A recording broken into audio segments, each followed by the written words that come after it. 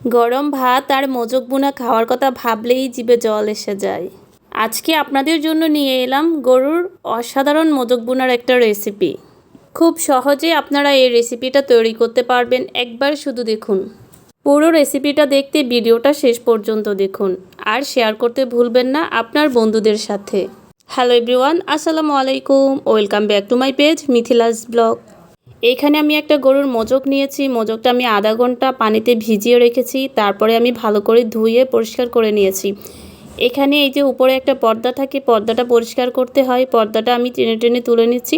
এইটা তোলা একেবারে ইজি, একটু করে ধরে টান দিলেই উঠে যাবে, এটা কোনো কষ্ট না। এই যে একেবারে পাতলা থাকে পর্দাটা, একটু ধরে টান দিলেই উঠে যাচ্ছে। আর অনেকেই কিন্তু এই পর্দাটা সহকারে খায়, কিন্তু আমার কাছে ভালো লাগে না, আমি পরিষ্কার করে নিই। এটা পরিষ্কার করে নিলে ভালো হয়, একটু টান দিলেই উঠে যাবে।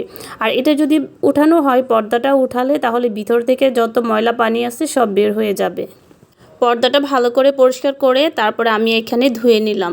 এই যে দেখুন, একেবারে পরিষ্কার করে নিয়েছি। এখন আমি এই যে কাটিং বোর্ডে রেখে ছোট ছোট পিস করে কেটে নিচ্ছি। আপনাদের ইচ্ছা মতো আপনারা কাটতে পারেন, আমি একটু ছোট করে কাটতেছি। এটা ছোট করে কাটলে ভালো হয়, যেহেতু আমি ভুনা করব, বেশি বড় রাখতেছি না, ছোট ছোট পিস করে কেটে নিচ্ছি। অনেকে আবার দেখলাম আমি সিদ্ধ করে রান্না করে, কিন্তু না, সেটা আমার কাছে ভালো লাগে না। আমি ভালো করে ধুয়ে নিয়েছি, কিন্তু আমি এভাবে রান্না করব, সিদ্ধ করব না। এই যে আমার কাটাকাটি শেষ, একবারে ছোট ছোট পিস করে কেটে নিয়েছি। এখন আমি চুলায় একটা প্যান বসিয়ে দিলাম। এখানে আমি দিয়ে দিলাম 1 কাপের মতো তেল। তেল দিয়ে দিলাম গোটা গরম মশলা। এখানে দিলাম তেজপাতা, এলাচ আর দারচিনি। তারপরে একটু ভেজে দিয়ে দিলাম এখানে আমি পেঁয়াজ, 2 কাপের মতো পেঁয়াজ দিয়ে দিলাম। যেহেতু শুধু পেঁয়াজ দিয়ে ভুনা করব, তাই একটু পেঁয়াজটা বাড়িয়ে দিয়েছি। আর পেঁয়াজটা বাড়িয়ে দিলে এমনিতেই খেতে অনেক মজা হয়ে থাকে। এখন আমি পেঁয়াজটা ভালো করে ভেজে নিব, গোল্ডেন ব্রাউন কালার হওয়ার পরে এখানে আমি একে একে সব মশলা দিয়ে দিব। আদা বাটা 1 টেবিল চামচ, রসুন বাটা 1 টেবিল চামচ, জিরার গুঁড়া 1 চা চামচ, ধনিয়া গুঁড়া 1 চা চামচ, হলুদের গুঁড়া 1 টেবিল চামচ, মরিচের গুঁড়া 2 টেবিল চামচ, 1 টেবিল চামচ লবণ। তারপরে ভালো করে মিশিয়ে নিচ্ছি। এখন সামান্য একটু পানি দিয়ে দিলাম, পানিটা দিয়ে ভালো করে কষিয়ে নিব মশলাটা কষানো হলে কেটে রাখা মোজকগুলো দিয়ে দিব। মোজকটা দিয়ে ভালো করে আমি নেড়েচেড়ে মিশিয়ে নিব। এই যে এখানে আমি মোজকগুলো দিয়ে দিলাম, সবগুলো দিয়ে দিলাম। অনেকে সিদ্ধ করে নেয়, আমি সিদ্ধ করে নিই, আমি এভাবেই রান্না করব।